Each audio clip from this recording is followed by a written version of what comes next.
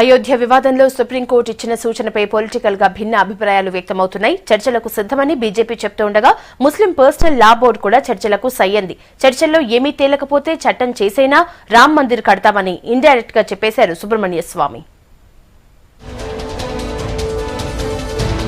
వివాదాన్ని పరిష్కారం కాకుండా ముస్లిం పార్టీలు అవాంతరాలు సృష్టిస్తున్నాయని ఆరోపించారు బీజేపీ నేత సుబ్రహ్మణ్య స్వామి. సుప్రీంకోర్టు ఇచ్చిన మంచి ఆఫర్ను కూడా ముస్లిం పార్టీలు తిరస్కరించాయన్నారు.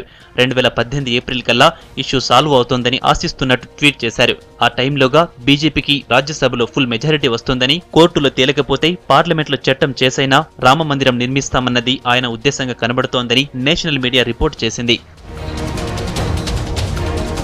అయోధ్య వివాదంపై సుప్రీంకోర్టు సూచనపై సంతృప్తి వ్యక్తం చేశారు బీజేపీ అగ్రనేత మురళీ మనోహర్ జోషి. సుప్రీంకోర్టు నిజమే చెప్పిందన్న జోషి, అయితే ఇన్నేళ్లు ఎందుకు టైం పట్టిందో తనకు తెలియదన్నారు. ఇతర నేతలు కూడా చర్చల ద్వారా సమస్య పరిష్కారం అవుతుందన్నారు. రామ్ మందిర్ నిర్మాణం జరిగి తీరుతుందన్నారు బీజేపీ నేతలు.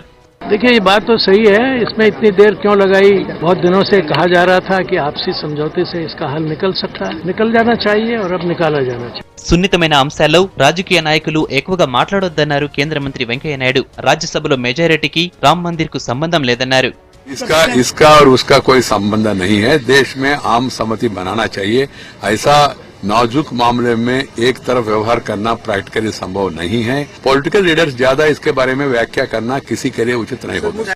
ఇండియాను బీజేపీ హిందూ దేశంగా మార్చేందుకు ప్రయత్నిస్తోందని ఆరోపించారు ఎంఐఎం ఎంపీ అసదుద్దీన్ ఓవైసీ. సుబ్రహ్మణ్య స్వామికి సుప్రీంకోర్టుపై నమ్మకం లేదన్నారు.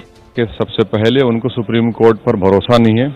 दूसरा ये है कि वो इस ट्वीट के जरिए दबाव डालने की कोशिश कर रहे हैं सुप्रीम कोर्ट पर. तीसरा ये है कि इनका पार्टी का असली चेहरा सामने आ गया कि वो हिंदुस्तान को हिंदू राष्ट्र बनाना चाहते हैं.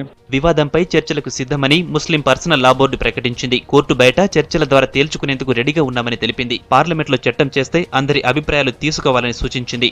बोर्ड पहले से कहता आया है कि जो भी सुप्रीम कोर्ट का डिसीजन होगा वो हम मानेंगे, और जो उनके सुप्रीम ही कोर्ट के चीफ जस्टिस ने ये राय दी है तो हम ये समझते हैं कि इस पर बातचीत होनी चाहिए. బాబ్రీ మసీద్ కేసు విచారణను రేపటికి వాయిదా వేసింది సుప్రీంకోర్టు. బీజేపీ సీనియర్ నేతలు అద్వానీ, మురళీ మనోహర్ జోషి, ఉమాభారతిలపై విచారణ కొనసాగించాలా వద్దా అనేది రేపు నిర్ణయం తీసుకోనుంది సుప్రీం.